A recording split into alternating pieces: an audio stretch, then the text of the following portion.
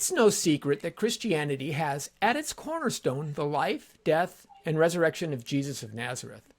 The resurrection of Jesus isn't just a spiritual belief, but a question of historical fact, a point that the Apostle Paul makes eminently clear in 1 Corinthians 15, when he tells the church, if Christ is not raised, then we are false witnesses. But what evidence is there that Jesus really was raised from the dead? The primary claim that Paul and the others point to, well, it's the testimony of eyewitness accounts. These accounts, though, may be over 30 years old before the Gospels were written. Should we trust them?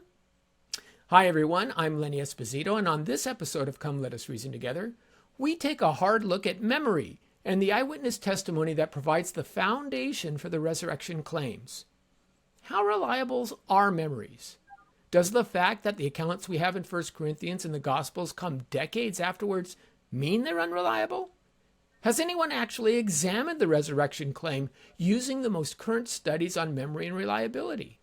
Well, in fact, my guest has done just that, and we'll be exploring all of these issues and more on this Come Let Us Reason Together.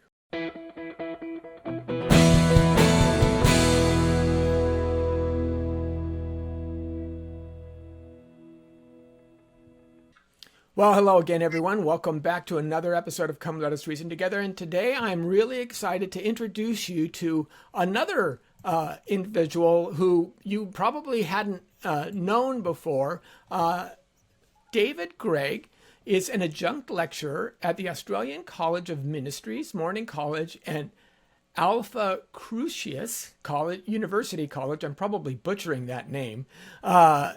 He's also the author of Resurrection Remembered that came out from Routledge in 2024, a book that really caught my attention, and it's why I wanted to introduce him to you. It was Christianity Today's Book Award finalist in 2024 under the Bible Studies category. He also co-leads the Historical Jesus Research Group for the Institute of Biblical Research. Now, David, welcome to the program. So glad to have you on, and I'm glad to talk again. I think it's been almost a year now since we've met, and it's really exciting to see what you're doing here, because this is what I think is some cutting edge work, because nobody's doing it, and yet I hear these kinds of ideas thrown around all the time. So first of all, welcome. Glad to have you with us. Yeah, thanks for having me on. It's great. And yeah, we met last year at the Evangelical Theological Society. Yeah, and I guess there's lots been going on since then. Yes, and hopefully, and you'll be back in Boston again this year, so we'll have a time to catch up. So tell me, Resurrection Remembered, what got you into this field of study? We hear a lot about questions about eyewitness testimony as being reliable. There's been a lot of study of memory, but what was it about this specific aspect of the resurrection that intrigued you most? Yeah, so I guess in general, I've been interested in Jesus' resurrection for a long time. I guess even growing up, I had questions about the faith, and I also came to realize it was, if Christ had been raised, that's the key thing. During my master's studies, I did my master's dissertation on the subject, and I was, seeking to do a PhD topic on it. And I guess PhDs have to be on something novel, as in something new that someone hasn't looked at before. And so memory studies and applying that to biblical studies was a new recent upcoming thing. And so people had applied it to titles like, was Jesus the Son of Man, or was he literate, and other aspects. And no one had looked at Jesus' resurrection yet, so I jumped in to look at that. Okay. And really, it's become a focus of yours currently. And obviously, as we said, you're doing part of this in the interest of Institute for Biblical Research. You're part of the Historical Jesus Research Group. What does that entail? Yes, that's just started, but so part of the Society of Biblical Literature, IBR, Institute of Biblical Research, meets at that time, and you can have research groups, so a group of people wanting to come study a topic, hopefully to publish in the area and look at that. And so a few of us have just, like literally in the sort of last month or so, that's getting going, and we're still sort of brainstorming. And yeah, you have like a 3-year Is this a kind of a counter to Marcus Borg and the Jesus Seminar type ideology? I guess in the sense that yes, the Institute of Biblical Research would have a confessional statement and would be, a group of believers wanting to study the same sort of area and topics. But yeah, I guess a slightly different perspective. But not directly combating wanting to look at the scholarship and see what are some of the good things we can draw on and build upon. Okay, well, let's kind of jump into this. We do note that when engaging with skeptics, engaging with atheists, engaging with others, one of the objections that they offer is that the Gospels were written so much later than the accounts that they record. And even 1 Corinthians, although 1 Corinthians is actually the first of the resurrection accounts to be written down, right? 1 Corinthians precedes the Gospels in some regard, but it's still written maybe 20 years after the events that it records. You're saying Jesus' resurrection about AD 30, AD 33, that tends to be the most, right? Yeah. And then you have 1 Corinthians written in the 50s. So how does that time gap, is that something we should worry about first and foremost? Yeah, well, it can be. And you're right, there's a whole different range of datings, and generally, we're talking about that. So a good book worth checking out is Jonathan Bernier's Rethinking the Dates of the New Testament in 2022. And so there hasn't been a whole lot of book-length studies that have individually looked at the dating of the whole New Testament together. And so when his came out, he argues for a mark in the 40s, for instance, which is a minority position, but that would place it before Paul. And he'd put all the Gospels before 70 AD. But yeah, you're right. It's often more like Mark's in the late 60s, and then Matthew, Luke in the 70s or 80s, and John in the 90s or something like that. And so on that sort of dating, Paul in the 50s is going to be earlier. Paul with 1 Corinthians is probably mid-50s, and so probably things like Galatians is early 50s or even late 40s, and is, strictly speaking, does mention Jesus' resurrection is earlier, but it doesn't have the sustained detail on that. So being a more significant text, you look at 1 Corinthians. And I guess if it's a couple decades, it sort of depends, right? It's like there's no way we're going to remember what we had for breakfast a couple decades ago. I mean, unless it was like your 40th birthday or something, like maybe, hey, I do actually remember that one. But in general, that could be problematic. But yeah, it depends. It really depends a lot on what you're talking about for that. But in terms of ancient history, we'd actually want to say this is very close to the events. So if we have a source within the lifetime of the eyewitnesses, that should have potentially historically valuable information. Yeah, and Paul mentions in 1 Corinthians, I give unto you that which I first received. And folks like Gary Habermas have made a point of noting that this 1 Corinthians 15, 3 through 5 at least, was probably an early creed that had developed within the Christian community, something that people would recite as factual and repeat.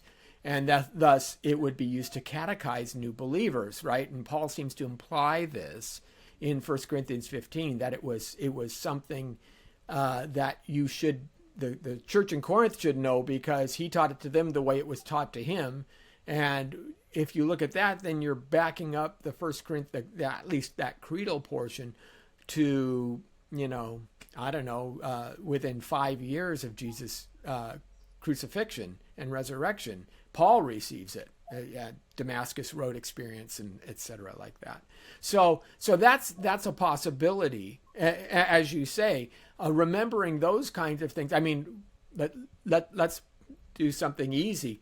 We remember, a lot of high liturgy folks will go to church and they will recite the Nicene Creed from memory. Now, that was written, in the 300s, right?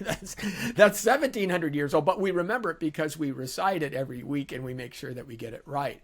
And so I'm wondering if that 1 Corinthians 15, 3 through 5 might fit in that niche where it's not as subject to memory failure because it was established and then reiterated over and over the course of time. Yeah, you're right. So a lot of those factors come into play, like you've just said. So not only is then 1 Corinthians 15 or First Corinthians as a whole, written a couple of decades later. But yeah, Paul says that he's got information there that he received, and he already taught the Corinthians when he visited them earlier, which you can line up in the book of Acts. Off the top of my head, it's Acts 18. Acts 18, yeah. But yeah, roughly 18 months or so earlier than when Paul's writing. I should remember the date, but no, sorry, yeah, you're right, because Acts 18, months. he was visiting them in the 40s, if I remember right. Something like that. Yeah, I feel like 49, and I feel like so he was visiting them for 18 months or something, not that it was 18 months earlier. There you go. I'm conflating the memory, some of these stuff. But yeah, and so in terms of when that tradition dates, there's a range of scholarly opinions on all things.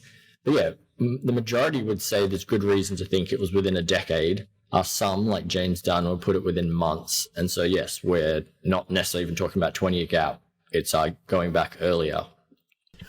Of course, Paul also pulls on the eyewitnesses in Corinth, right? He says over 500 people saw him, and some of them are still alive. You can go ask them yourself. So that aspect of the evidence is actually trying to convince individuals who are alive now to recall those events from many previous years. Is that in a different category in terms of memory?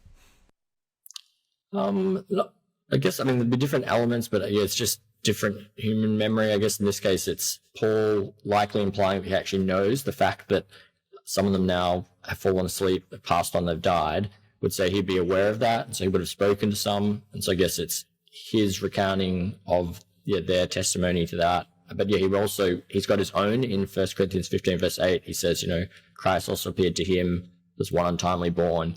And he talks about the appearances to Cephas or Peter and James. And also we know in Galatians that he's, visited and spoke with them as well. So there's both his first-hand memory, and then passing on the appearances of others. And like the point you made before as well, and it's not just 20 years later or something like this. This was something that was repeated, said weekly. At bare minimum, it's likely on a weekly basis. The idea that Christians meet on the first day of the week, the Sunday, because Christ has risen, and that would be a key thing that's mentioned. Okay, well, and let's draw some distinctions as well, though, because there's the idea of memorization that we're talking about when you memorize a creed, right? But you make in your book, actually, you make a distinction between memory and memorization, so that memories are something that aren't always. And as you say, there's different kinds of memory that we have. There's functional memory. And I'll let you go through kind of some of the aspects of it, right? There's the kind of what they call flashbulb memory of just a specific event at a specific point in time.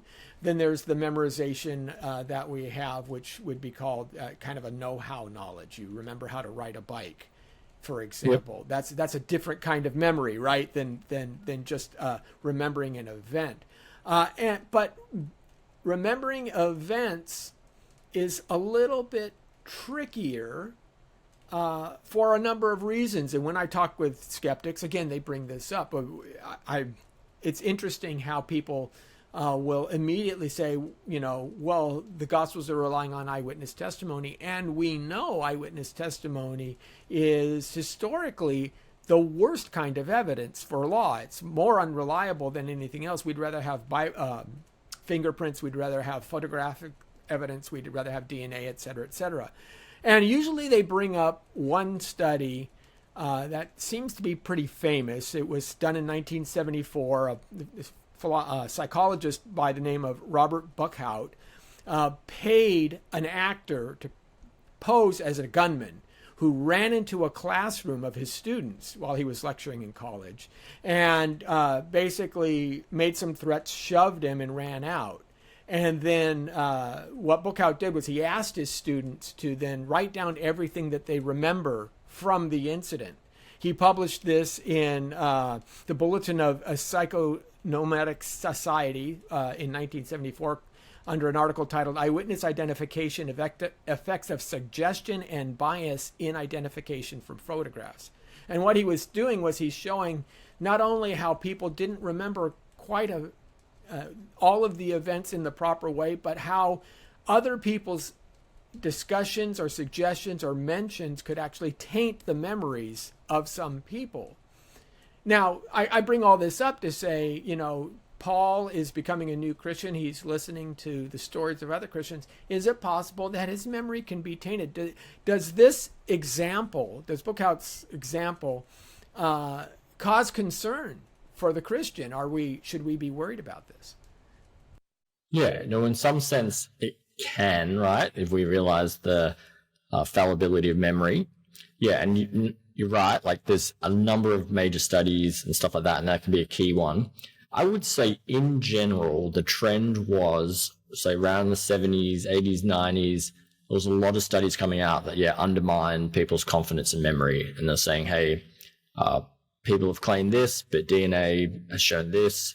And there's not just, I think that article highlights like bias and suggestion, but there's another like 5+, like things like social contagion or hindsight bias and bias are the same thing. But there'd be several factors that did that. However, I would say in the last decade or so, there has been a bit of a shift. And so if you want just a quote from a 2018 article by Wickett, Mickey's and Fisher called Rethinking the Reliability of Eyewitness Testimony. That says, although certain pockets within the broad field of academic psychology have come to appreciate that eyewitness memory is more reliable than once believed, the prevailing view by far is that eyewitness memory is unreliable, a blanket assessment that increasingly pervades the legal system. On the surface, this verdict seems unavoidable. Research convincingly shows that memory is malleable. Eyewitness misidentifications are known to have played a role in most of the DNA exonerations of the innocent. However, they argue that, like DNA evidence and other kinds of scientifically validated forensic evidence, eyewitness memory is reliable if not contaminated and if proper testing procedures are used. Yeah, and then they go on to say that, this conclusion applies to eyewitness memory broadly conceived, whether it's recognition from a police lineup, which was like that Buckout test in that article, or whether it's from recall during a police interview. And from this perspective, eyewitness memory has been wrongfully convicted of mistakes that are better construed as having committed by actors in the legal system, not by the eyewitnesses themselves. So eyewitnesses typically provide reliable evidence on initial uncontaminated memory tests, and this is true even for most of the wrongful convictions that were later reversed by DNA evidence. So that was a pretty long quote, but that's to say that, yes, the general viewpoint is that these studies have shown unreliability of memory, but they've also basically said that these studies are particularly almost trying to put in conditions and suggestibility. But if you just in general ask people what happened, and you need to ask it in a way that is not contaminating. So if you ask them in this police thing, tell us who this dark and shady murderer was. The fact that you use dark there, it's going to bias people towards a darker skinned individual at that. But if you just ask, who do you think the suspect was? Uncontaminated, no preference for one or another. And then they'd say that in general, actually, eyewitness can function well and stuff like that. So there's sort of the shift happening of yes, there's problems, but actually no, memory's quite okay if done in the right way.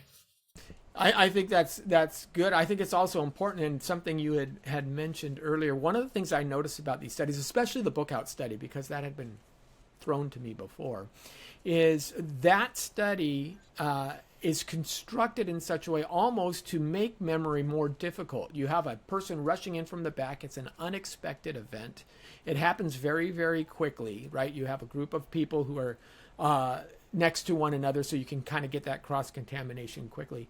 But other events of memory are different. So one of the objections that you hear is, well, what, the women went to the empty tomb. Well, what if they forgot where the tomb was, or something to that effect?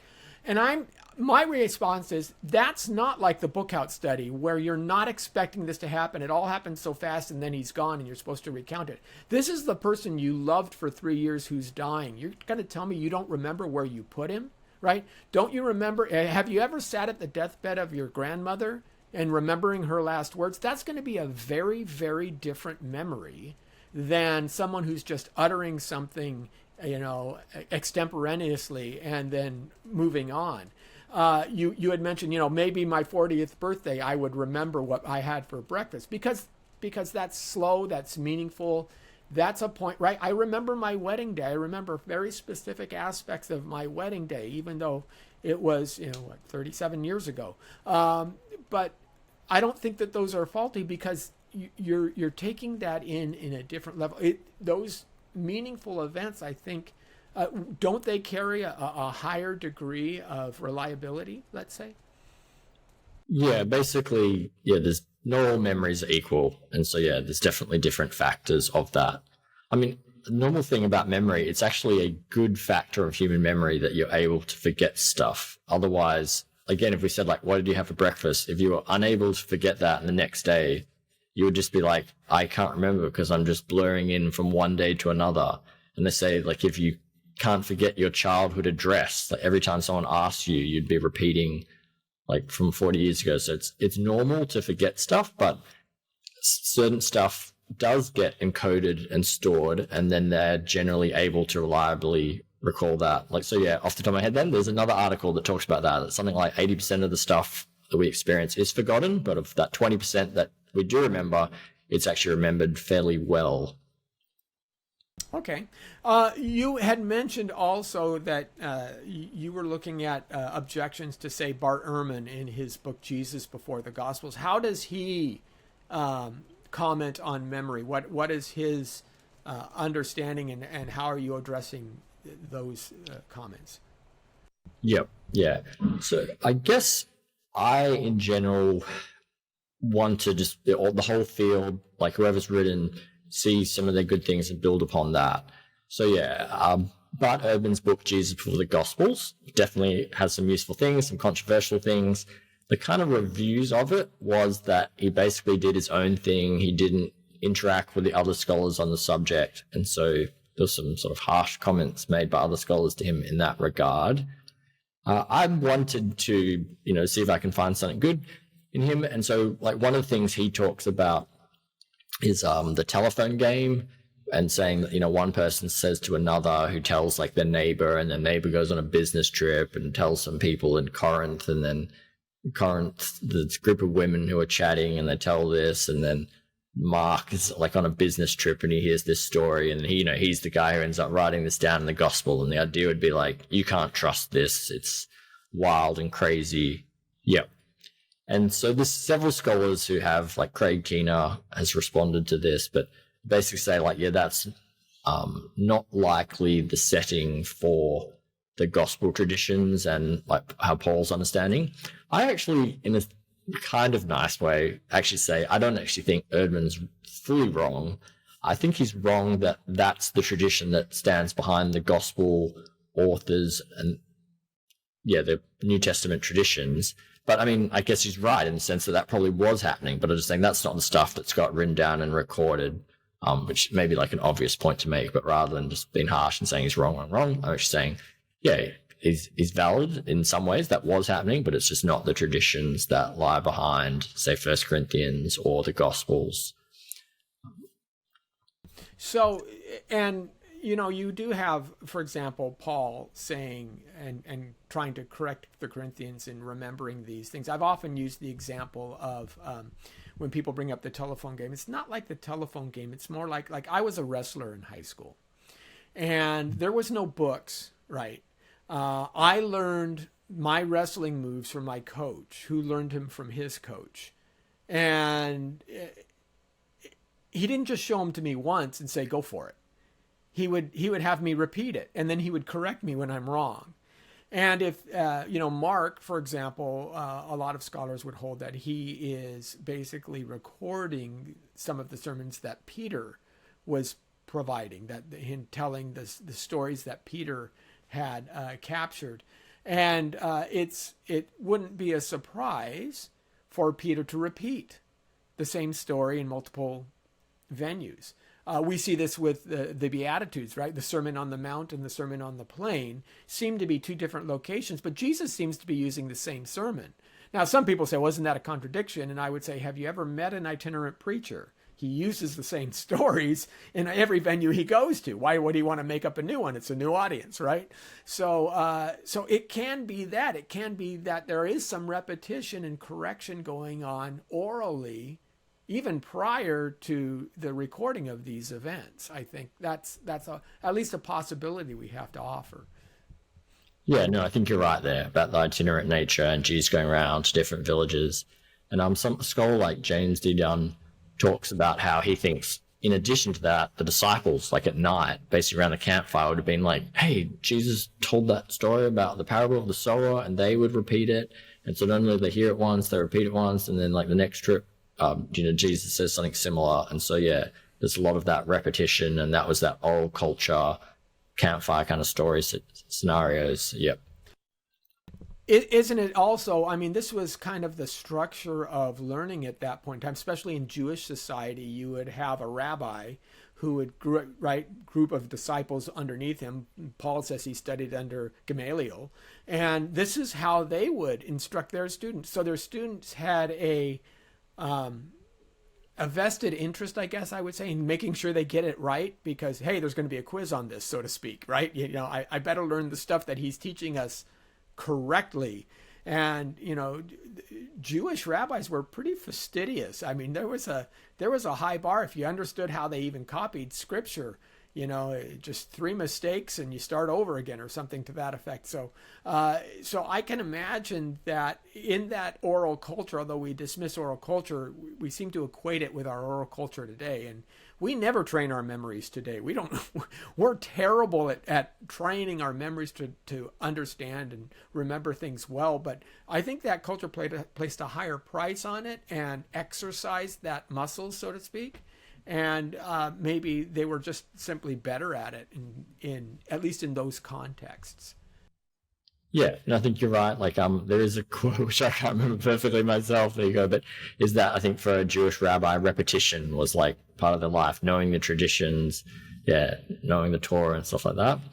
And there is the cultural differences. Let me say, there's been studies that have said, though, that while people are like modern Western scholars are amazed by modern oral culture's ability to remember stuff, that when they actually put a video camera and say, like, repeat the story, they don't do it verbatim, exactly word for word, although, the gist, the structure of the story remains. And then people have been like, well, how can they know this? And they've actually said it's actually the truth with our modern cultures. We just have different interests. So like the ability, I mean, like you said, a muscle that you practice it, you can develop it. That's true. But it's just a different focus. And so the general thing, like in Australia, America, would be you ask people about like sports, and they can tell you like 200 players, what team they're on, their stats. They can like remember that game and stuff like that. And so we do have that memory. Just we're not interested in sort of our historical traditions of where we came from, but like sports is what we repeat and talk about. Well, and a couple of things, of course. For some reason, every Saturday morning cartoon theme song is in my head. that never seems to go away. But even in our lifetimes, I think we can show this. For example, when I was growing up, even through the 90s, I could tell you the phone numbers of all my friends. I could tell you, the phone numbers of my not only my parents, but my aunts, uncles. Today, nobody can do that. Why? Because we've ceded that aspect of our memory to our phones. So nobody remembers phone numbers anymore. We don't even bother. We just push a button on our phone. But here is something that actually in our lifetime shows how you can just lose it by not focusing on it in that regard. Yep. Okay, so let's talk a little bit about some of these. Now, you made a distinction, and you're looking at what you said as the philosophy of memory. Can you unpack that? What's the philosophy? We've been talking about kind of psychological studies, but there's a philosophy of memory that's starting to develop, and this was actually really fascinating to me. I love this portion of your book. I really did. So unpack this a little bit, and how does because that was kind of part of your approach in understanding, especially First Corinthians in that aspect. So what do you mean by the philosophy of memory? Yep. I guess a lot of the work done in the last 100 years just on memory has been psychologists. And so I guess you've got psychological studies on memory. Yep, but they're not the only, like there's been philosophers, both you can get the ancient Greek philosophers on memory as well, but in recent days, modern philosophers of memory commenting on it. And I would say with actually almost roughly one exception, biblical studies have only looked at the psychology of memory and done useful things like that Blackout study you mentioned. That would be that psychology of memory, insights from bias and suggestion and stuff like that. But yeah, so I'm basically just saying there's a whole bunch of philosophy of memory literature that if you look into this, it could have some relevance. Just to highlight a couple things, so each with subpoints, is one is like there's the philosophy of forgetting. What does it mean to forget something? And so there's different views. One is just like the decay theory that basically just says that memory fades over time, it decays, right? Another is saying no, it's a more matter of interference, where if you're trying to remember some numbers like 1, 3, 7, and then it's hard to remember the first one because now you've also got to remember 5 and 7, and then if you kept going and stuff like this, it's getting displaced. There's like interference from other things and objects that are coming in. Yep. Another is it's a matter of retrieval. And if you don't have a match enabled to retrieve the thing, some sort of key thing that brings to mind what it was, or like, I guess this would be like knowing friends at work and in public. Like if you don't have the office setting in the shirt, you can't recall, retrieve, and make a match for who it is. But yeah, like if you see them in the office, you're like, of course I know you, but you're outside. Right. Nah. And so I recognize the face. I can't place it. Yeah. Yeah. And so just philosophers have talked about, what it is to forget something. And so I guess the same thing, if we're just talking about these Jesus traditions, like which one may apply. And I tend to say, well, I'm not actually a philosopher of memory. So let's look at all of those theories and say, like, what might it mean for that? I mean, obviously, then the decay one just says the longer ago it was, the more likes forget. The interference one would be like, well, if there was someone called Yeshua and then there was someone called like Jeshua, and they both were like known for teaching different things, and that you may like kind of confuse them, but would want to say, as far as we know, like Jesus' teaching was fairly unique and he was a standout figure. Yeah, and particularly if you're looking at his resurrection, there weren't many. And when we say weren't many, you could say, well, yeah, what about Lazarus, or what about the widow's son and things like this? But yeah, in general, they'd still be in a different category. And so it's not like the type of thing you get confused. I guess other aspects of philosophy of memory, there are just theories of what does it mean to remember something, not to forget something, but yeah, to remember something. And there's roughly 4 theories. And actually partly for space requirements, and one of my supervisors was like, it's too much, just pick which one you think's the best one and go with that. And I couldn't quite do that, so I picked 2. But just to highlight one, also there's empiricist theories of remembering, there's epistemic theories of remembering, there's causal theories of remembering, and there's simulation theories of remembering. And just to highlight the epistemic theory, basically epistemology, the study of knowledge, would just say, how do you know something? And the general view is justified true belief. And then you'd have to say, well, if someone knew something, they know it, then basically at a later time, you'd say, can they remember it? And that's to say, then, do they still, they had the justified true belief. Do they have that knowledge later? Yeah. And that, I mean, just might be a simple thing, but I guess in precision terms, then if we say, like, do we know that Jesus said the Sermon on the Mount and said, blessed are the poor? You have to say, like, did a disciple hear that, know that, like if it's Matthew in like the 30s or something like that, and then, when it's written down, do we think they could remember it, know it? And I guess it just gives some precision and philosophy way of being able to quantify some of these things. That being said, I do think it's hard, like it's going to be a matter of probability, but yeah, and just other scholars hadn't looked at it, so I sort of brought it into the discussion. Okay, yeah, and it's really interesting, and you offer several actual problem or philosophies or theories that show that there might be some certain problems with memory, or how memory can be contaminated, things like that. You talk about Ebbinghaus and the forgetting curves, memory distortion. Let's unpack that. What would memory distortion look like? Yeah, so I guess there's a whole range of stuff under that umbrella, which is say memory distortion just refers to any inaccuracy of memory, like any defect. And lots of studies, one of the more famous ones is of regarding the Watergate scandal in the 1970s. So I feel like you probably know better than me as an American and as an Australian here. But so Richard Nixon was president and John Dean was involved, and they were having conversations, and they were, unbeknown to him, recorded.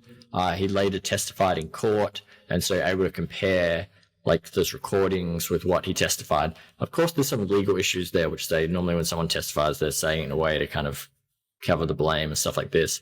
But what they generally found was that he wasn't accurate on the precise details, like his memory, nor even the gist of it. But they would say the tenor of it was actually correct. So he may have conflated different meetings, events, but nevertheless, what he said was true of what happened.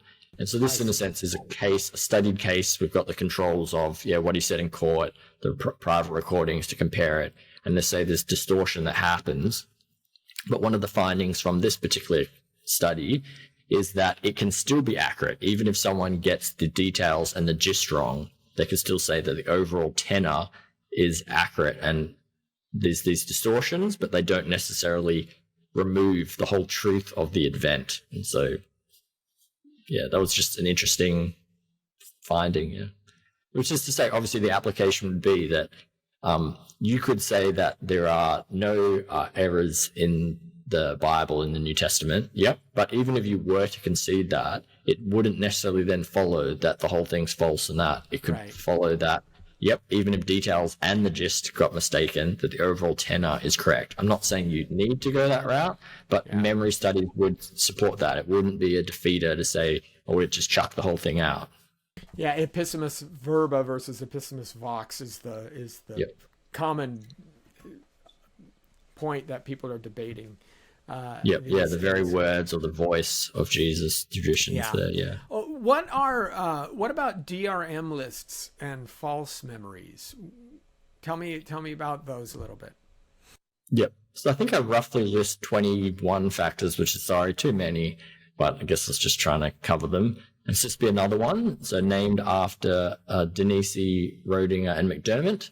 And this was basically where the study involved taking a list of words such as bed, rest, awake, pillow, and then you get this test subjects to write down what words they remember.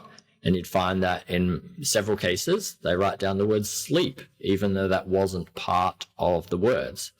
And so they would say that this has created a false memory because of associations and like that. And so the application could be for like historical Jesus studies or Jesus resurrection would be, if the disciples were thinking about a Messiah in this context, given their first century beliefs, given that Jesus was crucified and died, like what are they likely to remember? And so maybe they came up with a false belief that Jesus was risen, that just sort of association it comes to be. And so I think there's a few things you could say to that. One is that in those kind of studies, those words, no one comes up with, say, the word hippopotamus. Like it's just not in the categories. And so, And so I'd say the same thing, even though we sort of looking back, we think, resurrection all the time. It happens in like Marvel movies and Harry Potter and every other sort of show. But back then it wasn't a common factor. And just to say, they wouldn't be thinking that one individual would be resurrected bodily in the midst of history. They would be thinking that, maybe he was exalted to heaven like Elijah, or more likely just that he's dead and buried and he will rise with all the other righteous people at the end of the age. And to say it isn't a likely association. So I actually think even if you grant those studies and that, it wouldn't cause you to think, hey, that's how the Christians came up with it. Yeah, and we read that in John, right, with Lazarus. Lord, I know he will rise on the last day. And Jesus says, I am the resurrection and the life. So he makes that point clear. And I love the point. Many times people will bring up similar argument, different genre, where they talk about the 5 blind men and the elephant, right? And each blind man feels one aspect of the element. So the man who felt the elephant's ear describes them as a fan. The man who felt the elephant's side describes them as a wall.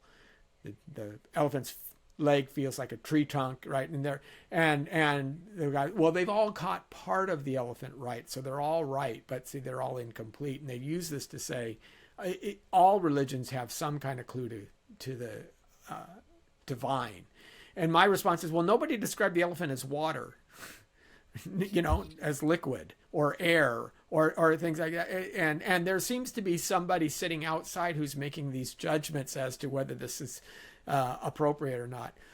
But more importantly, in this session, in this specific instance, okay, maybe it is, and I've heard this before, people are saying you have a hope of a belief.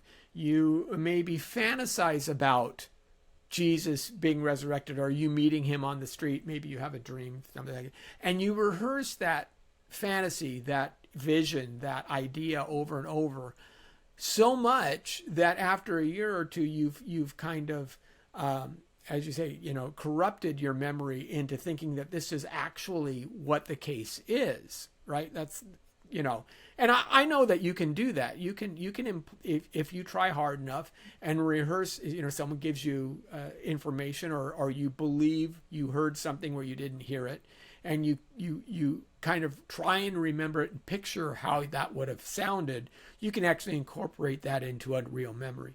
However, and here's my question, it's kind of a long lead up. The Apostle Paul was not that guy. I mean, he was the guy going around killing Christians. Why would he fantasize about seeing Jesus risen again? So the fact that the Apostle Paul had an adversarial relationship with Christianity, and as a well-trained Jew, as you said, would only be looking for any kind of resurrection on the last day, how could his memory be distorted? Are there any theories that would even account for this? Because I don't understand how Paul would fantasize or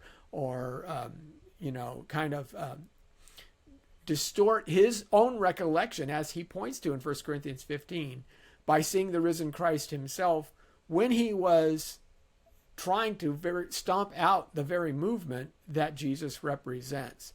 How does that play out in your studies? Yep, gotcha. And I do think the point you made is valid. Like, yeah, if you dream about such things and say these things, you can over time come to remember them and implant like a false memory on yourself and stuff like that. Yeah, so that is true. That being said, it is a matter of probabilities, which is to say, yeah, it's still hard to implant certain false memories into yourself or other subjects. Yeah. And so, yeah, you might want to say that there is a possibility of certain disciples, like Peter or something like that, feeling guilt that he's betrayed Jesus. He said that, even if others deny, I won't. I'll stay with you. And he did. So, yeah, maybe he comes up with that. That being said, N.T. Wright, before any of this discussion was happening, has a comment on this. And he basically imagines the disciples saying that, and saying like, one of them's like, yeah, I have this realization that, yeah, even though he's dead, like he really is alive. He lives in our hearts. And N.T. Wright basically says the other disciples' friends would be like, look, if you want to get a new Messiah, go get one, but stop making up stories about like Jesus kind of thing. Yeah, that would be Thomas. That would be Thomas who would say that. Yeah. I think it would still be far-fetched for them. But as you point out, it's even the certain figures like Doubting Thomas or like James, the brother of Jesus, or Paul or Saul, if you like, the persecutor of Christianity, are just really far-fetched. It is possible in theory, but really, really improbable. And doing this sort of psychoanalysis on them and saying that, hey, Paul actually must have had like a guilt complex, that he was struggling with sin, and so this message started to appeal to him. Like, it's hard enough to do that on like living figures, let alone an ancient historical figure with limited data on them. So yeah, while that is possible, it's just really improbable, and it's just much more likely that there's some better explanation for why they're believing these things and that. Yeah, I've likened it in the past. It's like a high-ranking Al-Qaeda operative all of a sudden, changing his name to Bill Williams and becoming an Anglican or something like that. It's just like no, that doesn't. Why? Because he saw a movie about about American, and he wants to now become an American. That's not going to be convincing. So I think that these are kind of some of the rubs. And again, in 1 Corinthians 15, Paul makes this point that that he remembers it, that others have seen Jesus. He spent 40 days after his resurrection showing himself to individuals, and there were over 500 that were able to testify to that. So that's a social memory, right? Social and collective memories are something else that you mention in your book. And how do social and collective memories work, and how does it apply to 1 Corinthians? Yeah, no, another excellent point there, because I guess you're saying it's not just one individual's, and even if one individual came up with this, there is in the community, and you can't just change a whole memory for society. Yeah, the term social memory is a little bit confusing in that it can be used in different ways. So it can just refer to, we've got individual memory in a subject, and then if you had two people witnessing an event, you could have two people's individual memory, and that sort of creates a social setting for that. And you can even talk about the social aspects of it.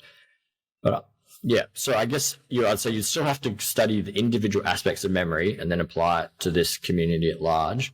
But it also is used, going back to Halbach in the 1920s, like his studies of this.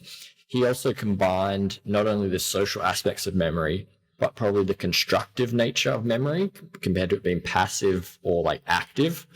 And I think it's better to separate them. So not to say that it's not constructive, but it's to say, let's consider if there's constructive aspects or passive aspects, and then also consider if there's individual aspects or social aspects, rather than trying to do both of them at the same time. So why don't you tease out that constructive versus passive? Because I don't know if folks will understand that. Yeah, sorry. There's just debate about how does memory work as such. And so some would say the traditional viewpoint has been that it is passive. It's like archival, where if you put it in a filing cabinet, your memory you've experienced, and then someone asks you what happened, you just sort of pull out that memory and you get a passive reproduction of what it was like, and you're able to say that. More recently, they'd say that's probably not the case, at least for certain types of memory, particularly episodic memories for events and life, as composed to semantic memory for facts. Yep. And so they would say it's constructive in that you in a sense, you file away one part of it, but then when you have to retrieve it, it's just like one part. So like if you were trying to remember the grass at your house as a child, you haven't actually put detail of that. And so when you try to retrieve what was that grass like at your house as a child, you actually just retrieve memory from more recent grass, like your neighbor's current grass, and you just sort of put it back in there to put different factors together and stuff like that. And so it's not a photograph, if you like, but it's a part of memory that's like constructed from different aspects. Like you get a bit of the grass picture, you get a bit of a modern sky picture, and you reconstruct it to that. That's sort of passive and active use of memory. You understand, in social memory studies, it's often assumed that memory is also constructive, and so this sort of blurs the thing. I'd say it's good to ask people what they think about. Sometimes it's taken as a given of course, memory is constructive. We know that now. Yeah, and I'd want to say, yeah, fine. The majority, I think, of psychologists and philosophers of memory do say that, but not all. And some says it depends on the type of aspect of memory. So they'll grant that for episodic memory, but maybe not for semantic memory of facts, which is say, yeah, if you're remembering, a list of numbers, or in our case, like the creed of 1 Corinthians 15 is a semantic memory. It's a list, that Christ died, that he was buried, that he was raised, that he appeared to different people. It's not like the Gospels, which would be the episode of like the women arriving to the tomb. Was the stone rolled away? Was it light or dark? At what time? Who said what? But yeah, other things I say about social memory is sometimes it's used just to talk about how does society remember it regardless of what happened. To give like a recent probably politically charged example, which you in the US would know better than I, is say the Black Lives Matter movement with the death of George Floyd. And so here, it's not commonly said, look, we want to know exactly the facts of what happened when he died. That it's used more as a social memory to say that there's injustice, that we should stand up, and that's sort of how it's remembered and used. Right. Yeah. Yeah. You don't recount the actual facts of the case and what the testimony was in Derek Chauvin's trial or anything like that. It's just the general idea and what society, and of course, I think some of this is done purposely by, as you say, certain political factions to say all that you need to know is that this was an injustice. And therefore this becomes a shibboleth. It becomes the standard for injustice. Whether or not we get the details explained to us doesn't matter, so to speak. Yeah, so some people might want to apply that and say that for the life of Jesus, again, it doesn't matter whether or not he actually said turn the other cheek. It's just that's what the Christians wanted to do. Maybe they even put it in his mouth or something like that. I don't think that as such, but yeah. And so the same they might say about Jesus' resurrection. Like, it doesn't matter historically what happened in memory, but like this is the social memory of how Christians remembered and do this. And I would want to say that no, they should go hand in hand most of the time. And that's what 1 Corinthians 15 does, right? Paul says, I think he started with this, like, if Christ has not been raised, our faith is worthless. And so that's to say the memory for him, it was important that it happened. Yep. And then it's also not just his own memory. It was, this is what he received, what he passed on. This is what Cephas, Peter, James, all the apostles, the 500. Yeah, this is that social communal memory as well. So it's got both elements, goes hand in hand. I think you can pay attention. And also in that 1 Corinthians creed, actually, so I should say, I think in my book, I often vary between a creed or tradition, and I think that's fine. James Ware has more recently called it a confessional statement, and I think if you look into his book, The Final Triumph of God, I think he's got good reasons to go with that. But yeah, sorry, just using that. He trace like basically the Nicene Creed kind of back all the way. There are guys who are doing that, were saying that, like, for example, Matthew 28. Baptizing them in the name of the Father and the Son and the Holy Spirit becomes one of those functional creeds that actually over the course of time develops and gets, as more heresies develop. Okay, we're going to throw this in to answer that heresy, then we'll throw this in to answer that heresy, and you get the Nicene Creed as the outgoing product of something that was very, very primitive, I guess I could say, initially very simple. But it does seem that Christianity has at its roots kind of a creedalism from its very beginnings. Yeah. Yeah. So the last thing just to add was just on that social aspect of memory in the creed was it not only has, if you like, that Christ died as like a literal historical event, it also has, if you like, the social meaning that it was for our sins. So I'd want to say, yeah, again, both aspects are there. And there are some scholars who want to say, actually, Paul's not trying to emphasize this all, that historically it happened. It's just the for our sins part. And I want to say, no, they're both there again, those aspects. Oh, yeah, that's a really good point. That's important. That you can't basically take the Christ died and spiritualize it, because the second half, you can't just dismiss it as spiritual only or symbolic or something like that. Even though the for our sins is a kind of a application, I guess, of the effect of what that death accomplished. So, yeah, that's a good point.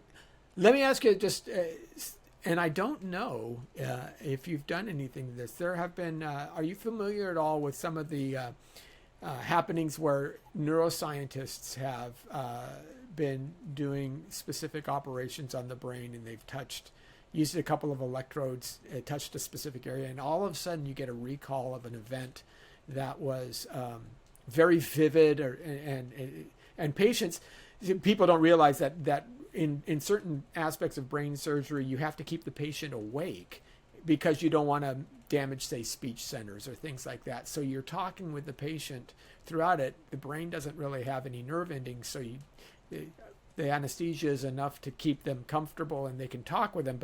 But they seem to have, and I think, again, this was like the 70s or 80s where they stumbled onto this, where people started having either they had recalled the most vivid smells or a specific like fifth birthday or something like that. Have you delved into those issues at all?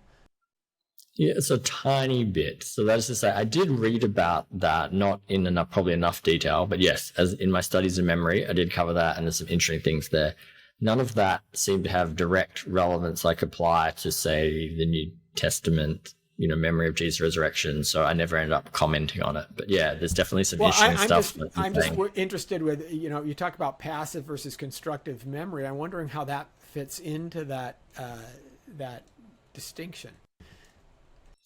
Yeah, that's that. I mean, dare I say, I can't remember people drawing those. Yeah, the neuroscience stuff and the active and passive elements of that coming in there. So that may be fruitful, something to think on more. But yeah, I'm not super sure off the top of my head on that one. It's fascinating. I'll have to.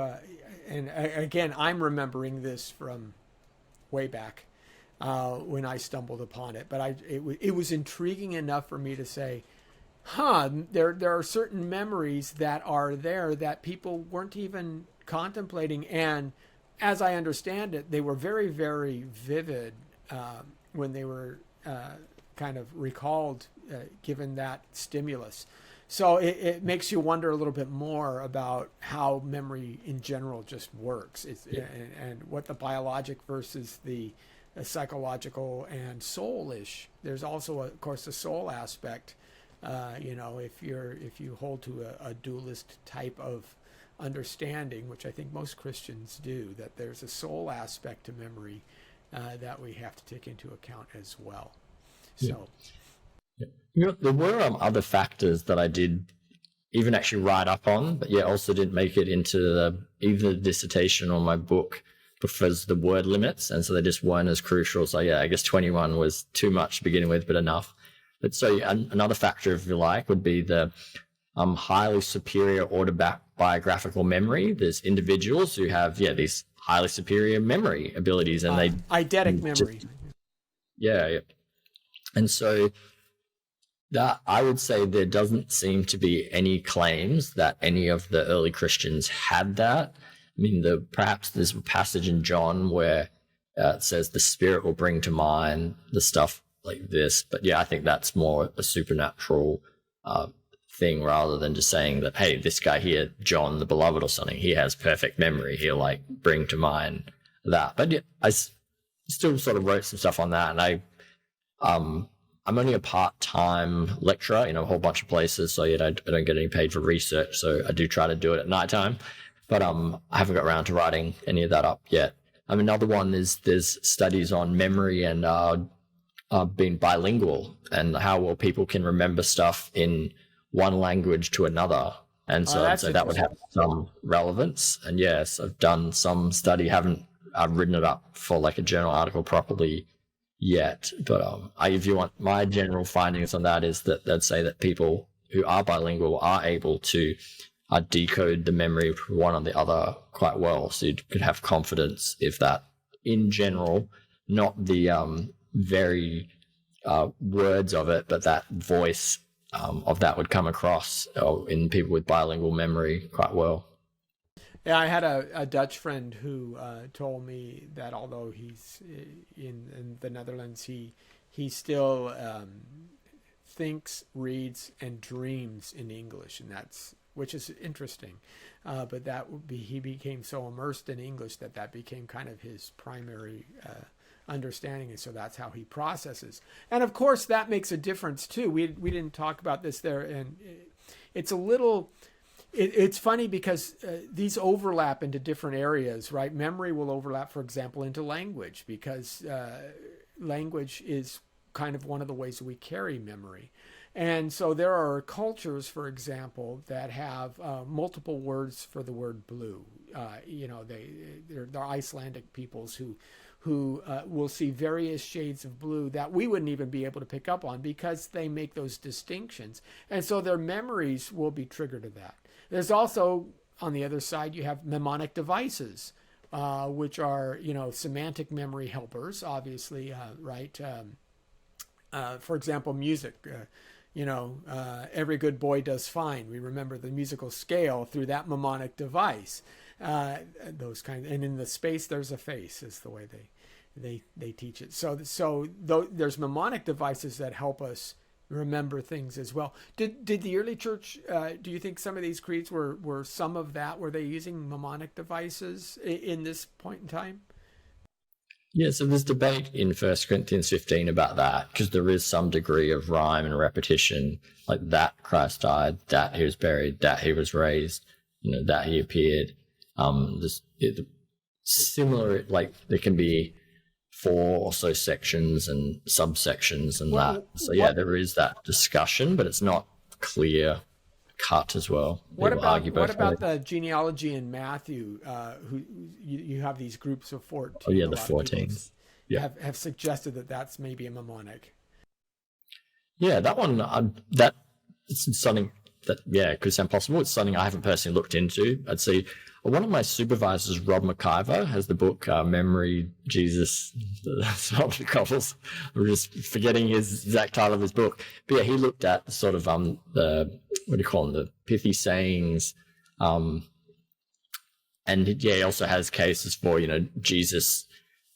Some of his parables and lines and stuff like that would have these likely mnemonic features. So yeah, there has been some studies on that and evidence for that for sure. Yeah.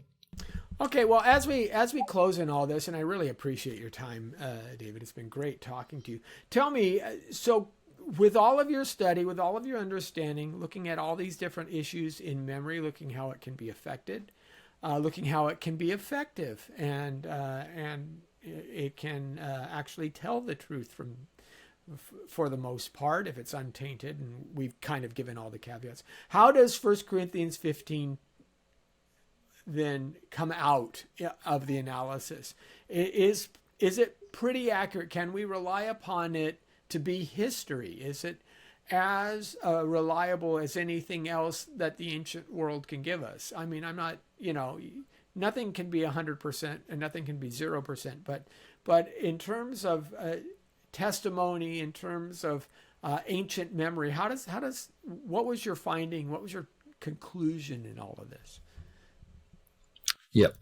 Yeah, I think different aspects of the life of Jesus for memory studies will affect different ways. And they can be, depending on perspective, if you're like a conservative Christian, you can still have faith and trust that there's good reasons to believe that these books are inspired and they're reliable, but not assuming that sort of purely from just what would we know about human memory and that. I still think there's good reasons to trust particularly 1 Corinthians 15, the evidence from that, which is to say the distance of the source of like a couple of decades containing information that could be within months or years of the event.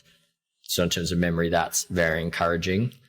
We know like the fact that it's not just an any day memory, it's like a flashbulb memory, it's something significant, it's emotionally involving, and so that would make like a deep impact on their memories.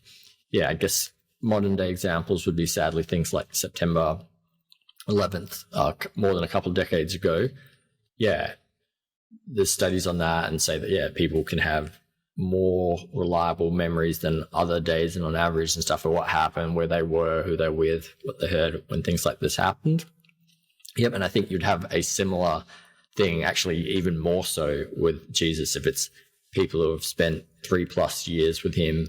Then he got crucified, and then he came back to life. And if that happened, that would create a memory that would just really burn and sear in their mind. And then they went around talking about it for the rest of their lives regularly. Yep. In some sense, we could even say there's multiple attestation within 1 Corinthians 15, in the sense that, I mean, strictly speaking, the letter is from Paul and Sosthenes, so it is 2 people behind. But in here, it seems to be Paul talking about his visit to the Corinthians. So he's the main author of this section, but it is not just Paul's testimony. He's saying this is what he received, what he passed on. It's got the mentions of Peter and James and other disciples, the 500. So we've got multiple attestation from it. There are elements of like embarrassment in that story, like Paul saying he was one untimely born. That is like putting him down. Like, why would he make this up? The Corinthians, not all of them, but some of them are like denying the resurrection. And so his testimony is on the line here, right? Like if he's making stuff up and getting it wrong, they can say, nah, that's not what happened. Yeah. And so the fact that we've got these factors would make that more likely. Even like Paul, early in 1 Corinthians, it says some people follow Apollos, some follow Peter, some say they were Jesus, some with Paul, and that. So again, like he's under scrutiny. And in 2 Corinthians, he talks about the so-called super apostles that Paul's doesn't have their speaking ability. And so again, Paul here needs to show that he's credible. Like it's embarrassing in the sense that the people he spent time with aren't accepting the whole thing. And so pointing to this agreed upon fact of Jesus, death and resurrection, would strengthen the case for it. We could talk about dissimilarity, that there's no other plausible contemporary factors that would explain this. Like the first century beliefs, they don't just say that people were writing about resurrections happening all the time and stuff like this. It's something unique. It's something different from the afterlife beliefs. And that God raised Jesus would make sense of this. There's, I guess, a lot more that can be said, but go on. And so, on the whole, I think, at least as it applies to memory of Jesus' resurrection, you could basically say it was unforgettable, which is to say it's not just that it would have been remembered. It's something that would have like burned in the memories. It'd be like fresh and alive. And in that sense, I'd say Christians became effectively a resurrection community around Jesus' death and resurrection. This is the central thing. That's been what they've been remembering, repeating, proclaiming, and that's really what we're meant to focus on and celebrate as well, that we have forgiveness of sins and a promise of eternal life, a new life to live for, in Jesus' resurrection. Yeah, unforgettable. That's right, because it was unforgettable enough, it was impactful enough that people would die for it.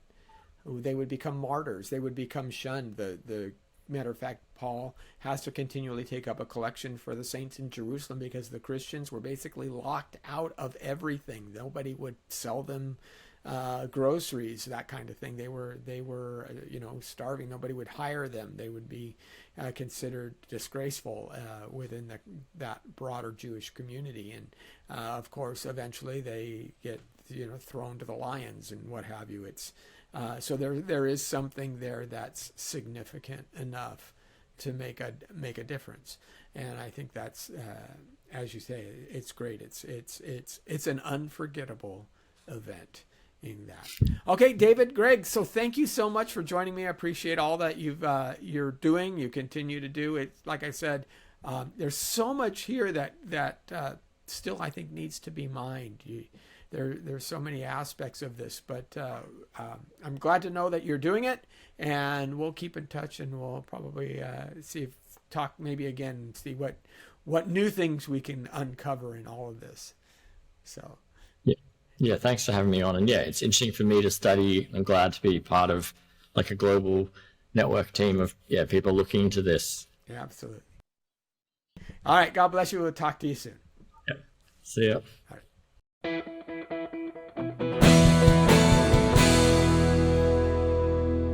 Thank you for watching this Come Reason video. I hope you enjoyed it. If you'd like to see more videos like these, consider subscribing to our Come Reason YouTube channel by clicking on the subscribe button. And you can follow us on social media. Lastly, if you'd like to help keep these kinds of videos free, consider providing a donation by clicking on the donation button beside me. Thank you.